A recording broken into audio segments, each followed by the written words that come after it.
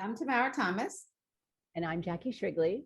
and welcome to Urban Health Weekly, where we're just two women of a certain age talking about medical science and research and what's going on in the medical news. Welcome. How Hello. are you, my dearest? I'm doing all right. How are you doing? Let's not talk about me and my troubles today. Let's talk about you for a change. Let's stay away from my ridiculousness, my messy ridiculousness. You were talking about My little guy got a movie role, mhm. and it's just a student film, but it's so exciting for him. And he's already had his first full day of shooting. And tomorrow and the day after, he has 2 more full days of shooting. And it's That's great. a movie about like a cult of boys. So it's not really like Okay. a little bit like creepy and eerie, which Also, is it's a horror movie. yeah, not quite that. I would say more like it's very intense. It's a little bit Lord of the Flies, which is a Oh, intense movie. okay. So, and he's like the youngest kid in it, but he's Mhm, got a lead role, not the number one lead, but mhm. Like a supporting role. right. And Okay. he has a lot of lines, and there's a lot of acting, and they already did some close-up shots of him and everything. So, Wow. He and must be so excited. he loved it. I couldn't believe because I was like, "Ooh, he's born with an extra battery." So I just thought, Uh-huh. "Oh boy," and he's too restless for school. It's always too Mhm. slow for him. So I thought, "Oh boy, how's this going to do?" You have to know your line. He knows all his lines, and Oh, he's and a natural. and they love that like hyperactivity because it brings good energy Uh-huh. uh, to the screen, I guess, as Mhm, opposed to like hyperactivity in the school where you can't sit still. So mhm. he was like, I wasn't bored the whole day, Mom. I loved it, like That's great. multiple hours, and he did it. So good for him. So, student role, student film. We'll see how it goes. But he loved it. So is it gonna like come out I'm not sure. I'm on thinking, Showtime or something? Like, I don't know that it's that. I think it'll be like a film festival of some sort, and then we'll see where it oh, goes. that's cool. Yeah. That's exciting though. It That's was, great. it was a big deal for him, and he really enjoyed it. So That's wonderful. I did a couple of like those terrible, like straight to Showtime type movies. The hours were like super long, and then well, I'm not a natural actor, so I wouldn't say it was a struggle for me. It just wasn't like exciting or it was just long and I exhausting. thought it was very long, but I just sat, out in the distance reading a book. But if you like that kind of stuff, it's very invigorating, right? Yeah, It's like every second is like so exciting. It's like I can't believe I'm on set, and you know. So anyway, congratulations. That's fantastic. I'm glad you have the stamina to do it. the stamina was me eating snacks and reading a book while he did that, and periodically, Uh-huh. looking. And yeah, it was. That's terrific. It Congratulations. was all outdoors. It's out in the woods. So it was beautiful, and Oh, are there like chasing scenes through the woods and all that? they have to run barefoot, and they have to be shirtless. Yeah, when my little guy found out about the role, because he does. There's this app called Backstage. Okay. Backstage, I guess that's where actors get their roles. I don't know Right, right, who right. did. I've heard of it. Mhm. Like, Yeah. so he reads to me. He goes, "Mom, there's this audition, and it requires." And I sent like a cover letter for the audition, and I said that I'm comfortable having my shirt off, and I'm comfortable running barefoot. And I said, "Excuse me, what was that bit about the shirt off?" And he goes, "No, Mom, blah blah blah blah." And he's like, "No, it's okay. It's part of the role." And I was like, "I'm going with you on this audition, Of and course you are. Yes. not being auditioning with your shirt off." Right, right, right. That wasn't an element at all. Once he got the role, then it's an issue because it's about cult boys who like live in the woods. So they all have their shirts off because I was just like, "Excuse me," when I first heard that. Yeah, make sure this is not casting couch. Correct. Yeah. So he's, running barefoot in the woods with his shirt off, and they all had bug spray and plenty of Oh, mosquitoes. that's good. I didn't even get bitten by a single mosquito, Mom. Like, I he's love so it. enthusiastic. So I love, but what about the running through the woods barefoot? Were there like twigs and stuff, or was it like pure dirt? it was twigs and stuff, and then he just right. See, now that's how I feel. I don't like running barefoot through the woods, but he wanted to do it for this role and he felt Well, it. hey, listen, that's fantastic. I'm glad that he's up for it and that he loves it. And it's good when a kid finds something like early that they like to do and they have a passion about, and like he like sought it out. That's kudos. I really hope this turns into something. I hope this pans out for him. We'll see. Yeah. He loved it. He loved it. On to the medical news of the week. Medical of the week. Yeah. Biktarvy, the drug Biktarvy, effectively controls HIV for Black patients. The 11th International AIDS Society Conference on HIV Science has confirmed that Black people with undetectable viral loads when they switched to Biktarvy maintained viral suppression for up to 72 weeks, that's over a year, after changing treatment. Undetectable viral load is where the antiviral meds reduce your HIV to such that it's not even detected by regular blood tests. It's still transmissible. It's not transmissible when it's undetectable, but you still are considered HIV positive. Right. You're not rid of we're not talking seroconversion, which there have been like, a very small handful of cases of seroconversion where a person bone marrow transplants achieve that and some it's not that. It's not seroconversion. It's just you're still positive, but you can't give it to you. Someone can't contract it if they have sex with you because the viral load is just so low. You can be feeling like you're moving towards a more normal life again. Right, exactly. Because I know some HIV meds were making people like really bloated, like in the stomach, or and they lost muscle mass in certain ways, or even created insulin resistance. And you want to feel like you're taking all these meds. You want to be able to be alive, but you also like, can we have some meds where people can feel good and alive? So I wonder. That's tremendous news then, that if you take Biktarvy from the start, it brings your levels down, which is fantastic. I'm curious what that regimen is. Is it like a pill a day? Is it several pills a day? I have to look into that. But I think that's the whole grail. They're always trying to reduce it to one dose once a day. Because that's how you get more people to. That's how you get more people to what's the word I'm looking for? Comply. To comply, exactly. That's how you get compliance when it's easier to do. In theory, if you can just like pop a pill and be on your way, then you're saving your life and you're extending your life and you can have a normal life. So that's great. Yay, Biktarvy. Yay. I've got to switch gears here because I've got some bad news.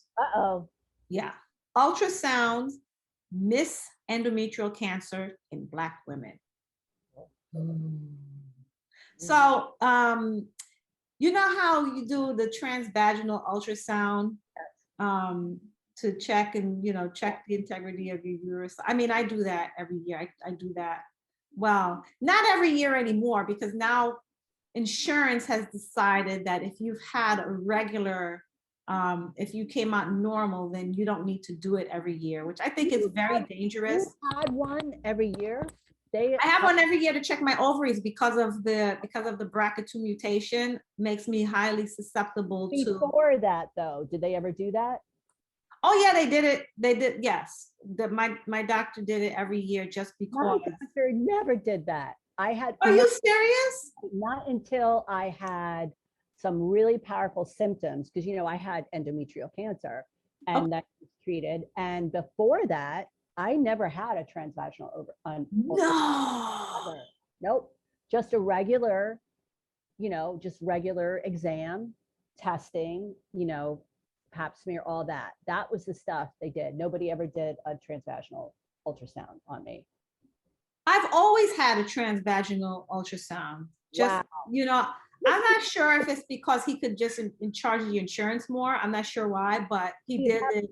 Was it in office? So he had. It was in office, right? It was in office. So after I saw the doctor, I went in and did that, and they did the outside, and then they did the inside, and so it was just.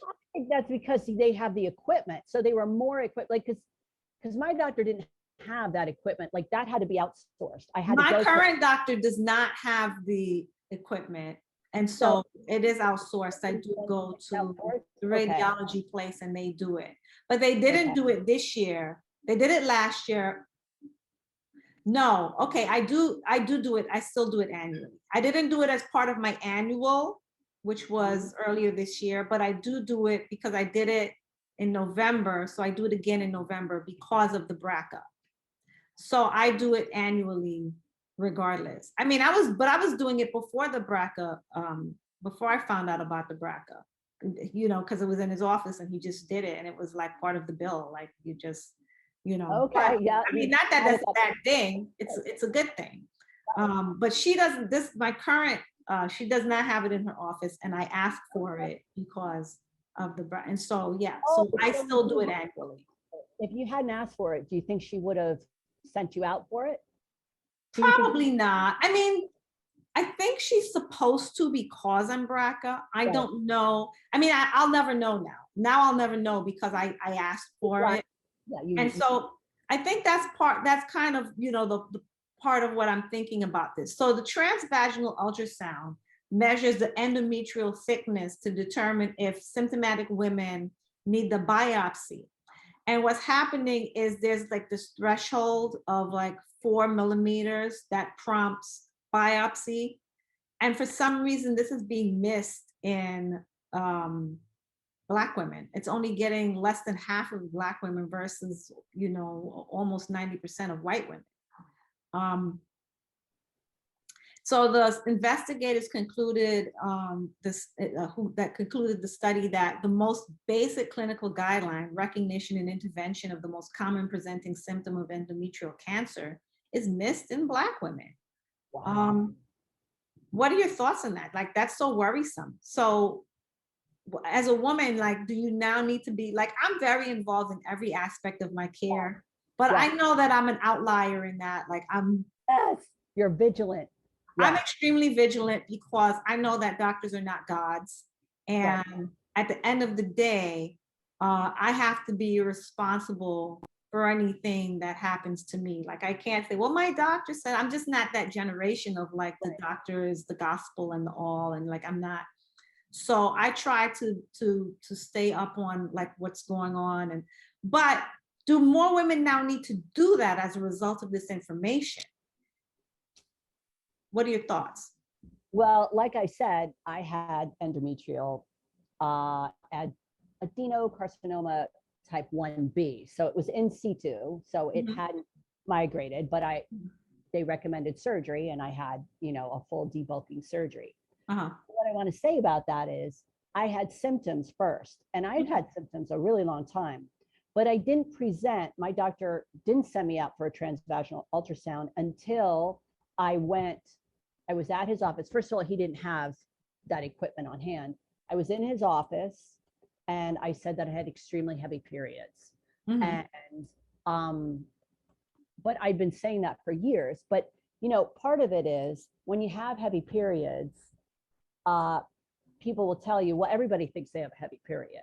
So I said I had very heavy periods, and I didn't originally. Yeah. I was online and I wrote, because this is still like, the internet was still, I wrote, what qualifies as a heavy period? And they said, if you go through XYZ number of tampons a month, now you've gone into a whole new level of what a heavy period, that's beyond. And I Googled that number and I was going through way more. And I didn't. Oh my God. So it was just like ridiculous. And I didn't used to have heavy periods. Right. So thing. And basically it looks like that I had essentially insulin resistance. I had PCOS, but PCOS, okay. But an underlying, like a really sub threshold. And I didn't really, okay. Well, the reason I would think that with the PCOS that would have triggered them. But they didn't diagnose me with PCOS till after. They didn't realize it. And the reason why, oh my God, doctor I didn't have infertility, right? I had a baby at, you know, my age. I wasn't infertile. Right. And I didn't have terrible blood sugar. I didn't have really noticeable. It was insulin resistance for me, but it wasn't insulin resistance in comparison to. It wasn't clinical, It right? wasn't clinical. And even though I was gaining weight for me, Right. didn't appear. He's like, you didn't appear obese. You didn't have like all. I didn't have the very classic where Yeah. you're overweight. You have weight in the middle. You have like acne. Acne. Right. You're very like Hormonal hairy, acne, right. all the like stereotypes.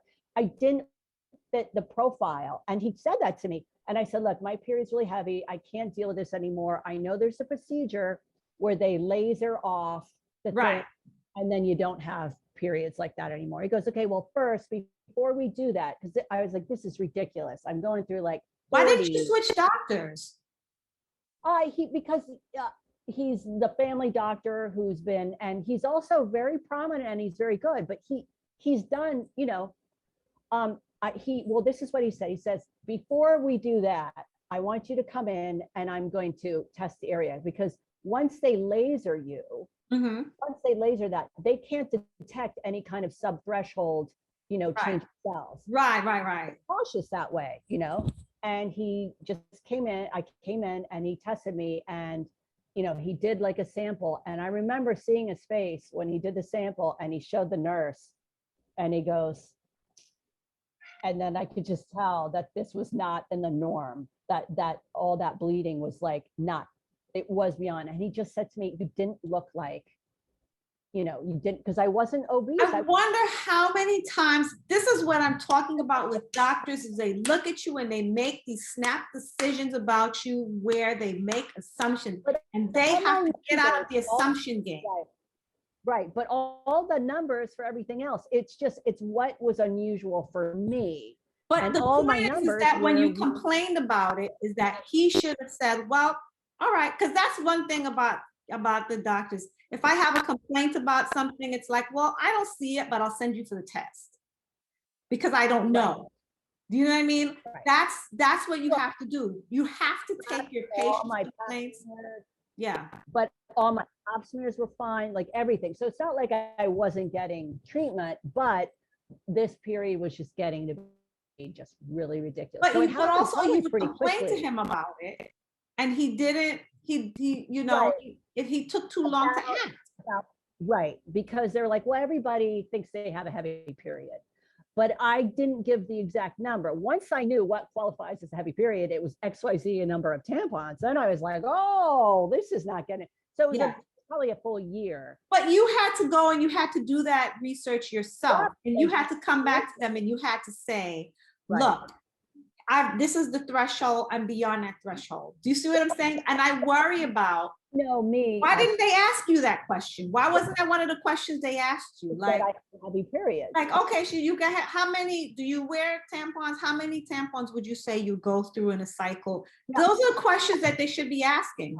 I don't think they know that. Now we know that's a question. Like now I know that's a question they should have asked. Yeah. But they didn't ask that kind of question. But I want to say they also had a history of me as a patient. And I'm the most nervous patient. I'd always be like, can you test me for the following XYZ? So I had a little bit of a history because I'm the person who wants to be tested for everything to make sure. Right. So I had a history of me. I looked in perfect health. Everything that they have tested me for before comes out beautifully. So they have like this idea that I might that you're a hypochondriac. Which is that's not entirely wrong, Right. But it doesn't matter. It doesn't matter. I don't know. So basically, you had to come to them with your own information. Yeah. That's worrisome. Also, you have to be a little bit comfortable in being high maintenance. That's see, I was always like, okay, and now I'm much more. And let me tell you, I like when I ended up having to have my surgery, it was at a different place. It was a certain surgeon at this particular hospital, and they didn't call back the calls. I mean, surgeon's a good surgeon, but office, they didn't used to call back, as much as they could have. But I happened to work in that hospital and I was like, 50 feet away in the department. So I would walk down and be like, did you get my results today? But other than that, they didn't return calls, so you have to be your own advocate. And at some point, you know, I know there's some eye rolling going on and like that, but Yeah. that is But just who how it is. cares? Who gives a crap? Right, Yeah. right. If you're a little milk toasty, which I can sometimes be, I'm much less now than I used to be. But I think that's, those things can, you I know, think that's most women. Most women have this faith or this assumption that this is how it's supposed to work. That my doctor would tell that me people, there was something wrong, that no news is good news. They haven't contacted me, so that means that everything is okay. And you right, do have to have a little certain amount of that nervous energy to follow up and be like, hey, you said you were going to call me in 2 days. It's been 3 days. What's up? And be a little right. bit of that pest. And Yeah, it shouldn't have to be, but I but find that it's necessary. Otherwise, right, you fall through the cracks because these yes, health providers, they're so damn busy, you know, yes, trying to stay ahead of the curve and trying to get through these patients and trying to, you know, and it's a whole thing where you have to cover a bunch of things. Like I'll read the encounters that you know, my doc, because I have my chart, and I'll read the encounter and I'm like, she didn't discuss ooh, that I have with me. to get that. She didn't discuss that with Uh, me. okay, I got it in, Yeah. like, blah, blah, blah. That's just, I Yeah, have to well, do that, I we guess. This is discussed who the I, healthy diet. Oh, we didn't discuss no damn healthy diet. But those are the things that they have to cover within the visit, you right, know, of all everything they're supposed to say. And then when one thing doesn't fall in place or the patient doesn't fall into that category, then it's like it just unfrazzles them and their whole script is gone. You know what I mean? yes, So there's a lot to think about. So I don't fully blame them, but I, you know, for not being as checked in as they should be. But like what happened, that should not have happened because you were communicating with your provider and saying, look, I have this complaint. And even if he didn't think that they this did was, have that in the questionnaire, by the way, like heavy periods, they needed something. they don't have that in the questionnaire. They didn't have it then. I don't know about now, but I think that's a good point. If they had had it defined how many tampons you go through, because otherwise it's just completely abstract. Well, you think it's a lot, Yeah. like, Yeah. and it can't be like, you know, XYZ fluid ounces. How do you know? Like, you Right. can't do that. If you Right. go through super X tampon and 20 of them a month, like, you know, like it has to be something defined. Yeah. Right. Right. That was a great thing in the questionnaire. That would really get the Yeah. answer out, that, you know. If they pay attention to the questionnaire, because you have, when you fill out the questionnaire, like I did, I filled out the questionnaire and she didn't read it until after she did that. And I was like, and she's like, why didn't you say? I said, you didn't ask. I wrote it in the questionnaire. Oh, I didn't look at the questionnaire. Well, that's not my fault. You didn't look at I gave you the information, you know? So things like that happen too. And people end up, and I just worry. I worry for patients, like worry. No, don't you? Like Yeah. this, you know, so there's a group of women, put aside Black women and white women. There's a group of women which you fell into that category. If they were doing the transvaginal, they might have missed it on you because right. You know, of that 4 millimeter to 5 millimeter threshold for biopsy. I worry, you know, that patients have to be, you have to be your own advocate. You absolutely have to. And I don't know how to get this across to people that this is so urgent and so important. That I'm babbling because this is, you know, let me. Oh, it's really, yeah. Yes. It's just scary to think that this test that people rely on every year now is not so reliable. Here here's a case where you told the doctor and he, I don't want to say dismissed it, but he kind of dismissed it, you know, because you didn't fit the bill. Questionnaire.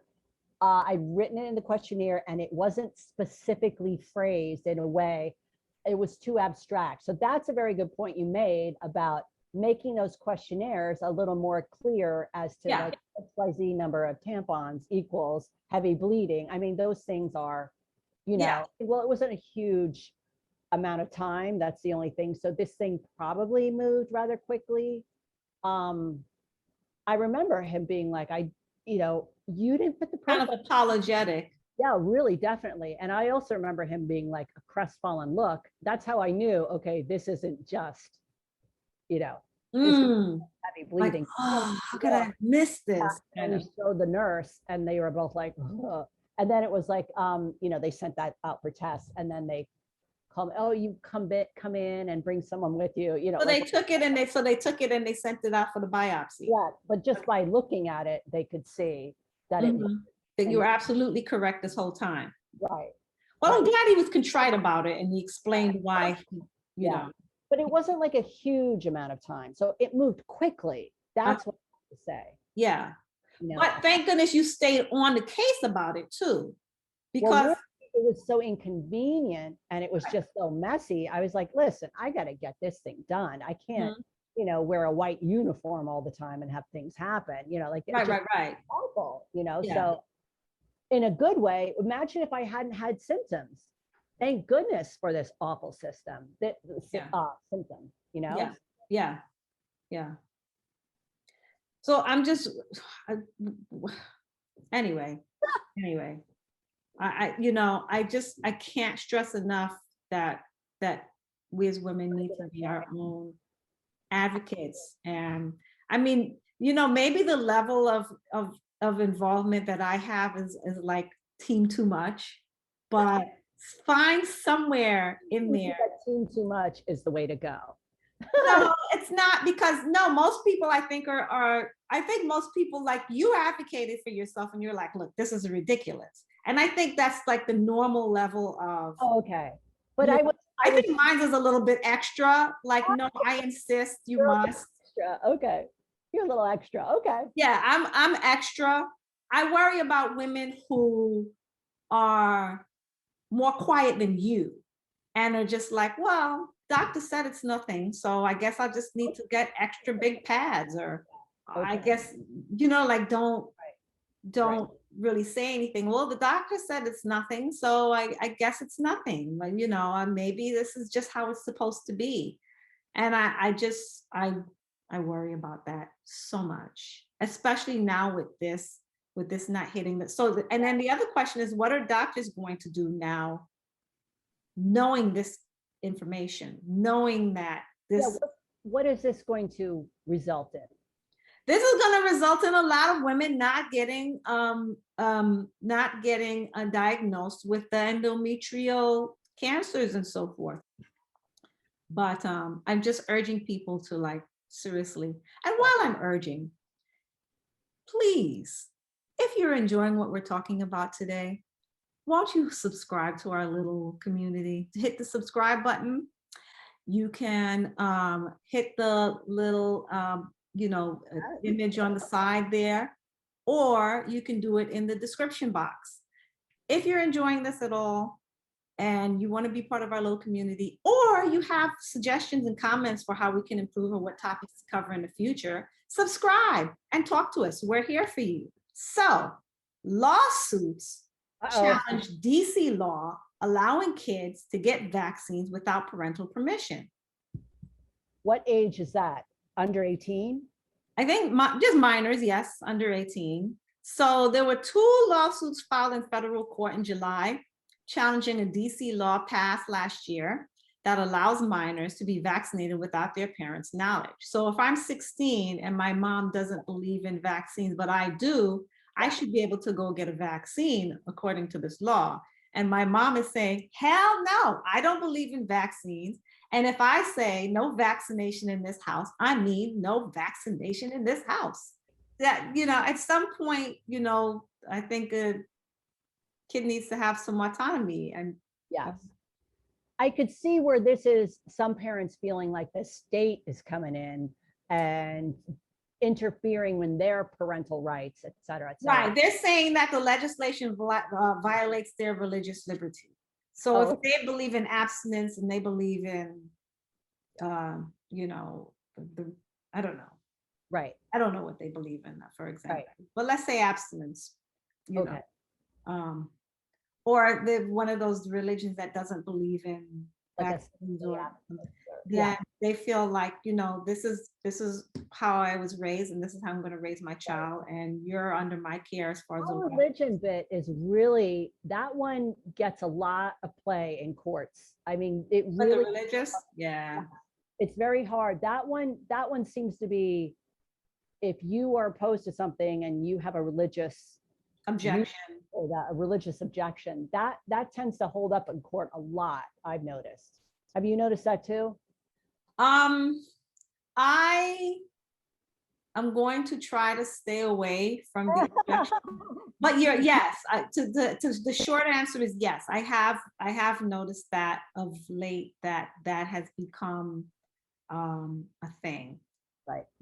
But I just noticed that seems to be like a really strong thing in a long period of time in the Supreme Court. That is it just feels like it's strengthening. Oh, And okay. yeah, it's Yeah. strengthening and it's picking up a lot more steam and it's becoming much more valid and validated as a reason for not doing things, which to me flies in the face of the separation of church and state. But I'm going to stay off my soapbox on that one. People, Okay. I am not an atheist. I am a Christian, but I believe in the separation of church and state. I'm a big fan of separation. I believe you render unto Caesar what is Caesar's, and otherwise but anyway, I don't want to Okay. anger Fair people enough. talking about it. On to this week's topic.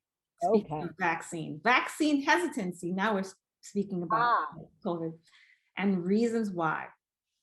So it was an interesting article in Vox about some of the top reasons why people get into. By the way, this just in, I almost forgot to mention that in New York City, we will now be required to provide proof of vaccination for indoor dining and fitness.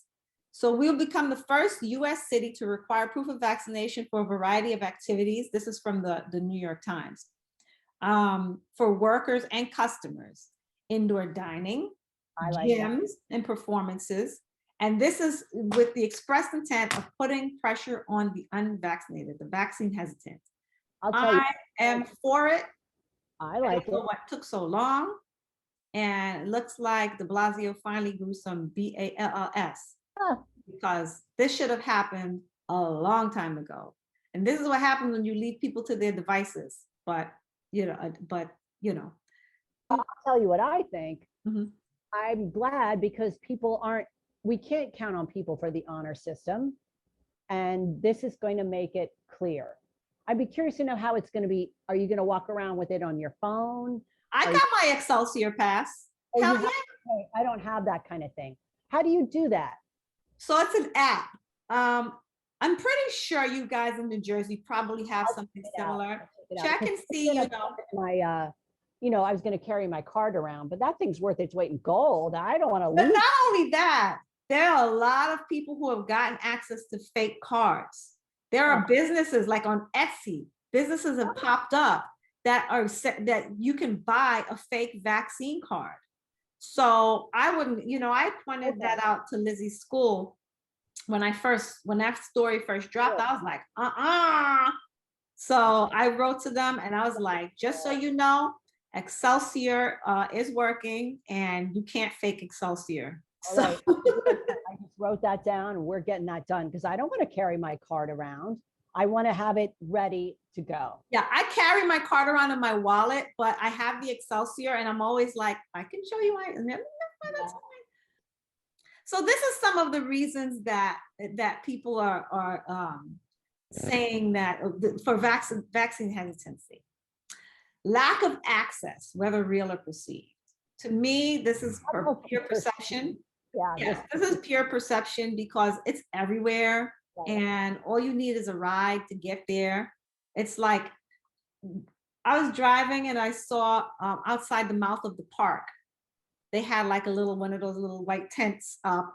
Yes. And it was like a vaccine tent. At first I was like, oh, what is this? And then Well, you can see by the lack of line, it's a vaccine tent.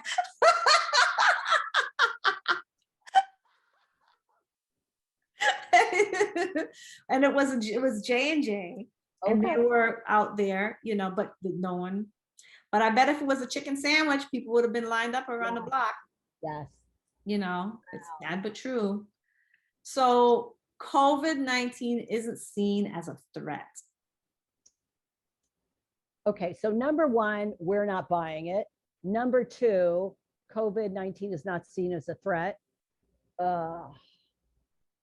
How many articles have you seen about people saying, oh, I wish I had gotten, as they die, like they were the last dying breath, I wish I had gotten the vaccine. It was so foolish. And I'm not making fun of these people. Right. I'm just saying that now, did you read that article about that doctor who, people are coming in sick, dying from the vaccine, and she's like, it's too late. It's too late now. Well, can't you give me the vaccine? I'm dying. It's too late. It's too late. This thing has been around for so long. And every time I turn around, there's a new article. I wish I had taken the vaccine. No, my son didn't take the vaccine and he died, and we're honoring him by taking it. But he didn't have to die because it was available. It's free. It's free. And it's like everywhere. Vaccine side effects. That's the third one. Well, that ranges from anywhere from for fatigue. Like I can't, like, look, some people do have like a legitimate complaint, like it's gonna make me feel sick and I'm gonna miss work and I can't afford to miss work. Like if, like some people like really live, that life of I can't afford to just like take a day off, because that's like I have to buy my food. I might lose my job. I can't, like that's a reality for some people. I'm not saying that. All right, so you're sort of buying that for a small percentage of people. That Well, a lot of like day wage people, like if they miss a day, that's the difference between paying their rent or or they might not, or they might lose their job. Yeah, right, exactly. They can't afford to take that day off. They can't be sick, etc. They can't get the time off. Like I remember reading this thread years ago. This was way pre-COVID, where this woman was trying to decide if she should go and vote. She was like, I really need the money, but I feel like I should go and vote. And people shouldn't have to make those kinds of decisions, but those are decisions that people are making every day. So I can't give a person a hard time that says that one. Right. Fear of blood clots. It's not illegitimate. It's fear. Yeah. Okay. But some of them are just not, like infertility or sterilization. That's just poppycock. Getting into paranoia. Yeah. Yeah, that's misinformation. Yeah. Lack of trust in the vaccines. So you got the anti-vaxxers, and then you have the fact that the FDA is still dragging their feet on this emergency authorization use, and not, making it full-fledged. And I'm not sure what they're waiting for, particularly for, maybe I could see for J&J, but do you really think that if they make it full-fledged, that it's going to make a difference to those people? It's not going to make a difference to those people, but it's going to make a difference in terms of enforcement. You can't force a person, you cannot mandate a person to take a vaccine that's only emergency authorization use. But if it's full-fledged, like, like the MMR and the chicken pox and all of that, we can mandate those because they're not an emergency authorization. They're like legit full in. And so that's the problem. As long as it still stays EAU, you can't make rules that say you have to get these vaccines, and that's the problem. And I don't understand, how is it that they dragging their feet on this, but they quickly did the Aduhelm?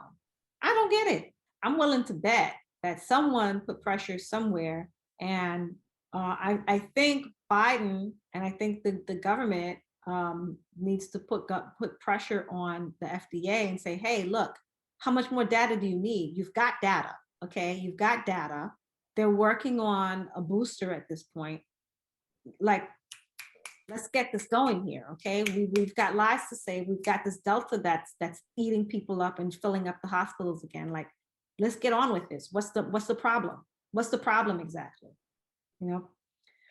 Lack of trust in institutions like the CDC. I can't really argue that one because There the was the CDC, argument people made that it came out too fast. That's in like the lack of that, right? But at this point, so many people have had it. We've really established what the, granted, there's like the tiny percent that have Guillain-Barré, and Guillain-Barré, but other than that, and yeah, there have been blood clots. So I just feel like we're really chopping away at these six reasons not to get a vaccine. That's what it seems. Yeah. And then the final one, which is a really huge one, a variety of conspiracy theories. I'm not even going to. Right. Don't bother. Yeah. I mean, but like some of them are like so ridiculous that I can't. I don't even want to say them out loud. That they're just so. Right. We don't want to promote them or just like give them any valor. Yeah. But like I hear people talk about these things, and I'm just like, where did you? And I'll say, where did you get that from? What was you just critical thinking? They fell down a rabbit hole of some sort. And it's like, oh, I saw it on social media. Yeah. Really? That's your source? Social media? Not like the news or like a journal or like anytime somebody comes up with something like that, if it's not like a legitimate source, I'm like, this is not a reliable source. You know that, right? But I'm just so exhausted. So I'm glad that, that states like New York, is there anything like that in Jersey that you're aware of where they're pushing back? There is a fatigue.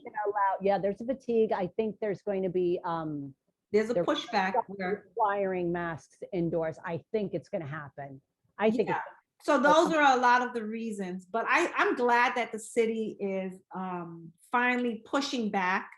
Yes. And making people responsible for that. Because it's not fair to hold the rest of the city hostage because your personal rights, you feel like you don't want to vaccinate for whatever reason, for whatever objection you and you have to steer clear of everybody. You have to wear your mask. You have to do all this stuff. Yeah, it should be inconvenience for them, not for us, not for us vaccinated people.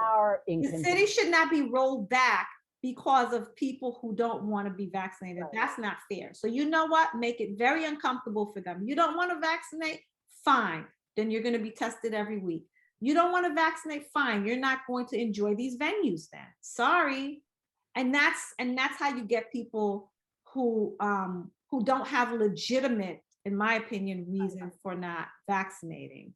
You get them just, what, and what's happening now is more people are vaccinating because it's become so uncomfortable that it's like, you know what, I can't bother with all this. The world is opening up for people who are vaccinated, not. Yeah. And that's what's going to happen. Right. Well, and you're going to either get on the train or you're going to get inconvenienced. Right. And that's that. So I'm grateful that that's finally happening. So anyway, thank you all. Please subscribe if you enjoyed any part of it. Put it up for chat. See you again next week. Bye bye, my darling. Bye.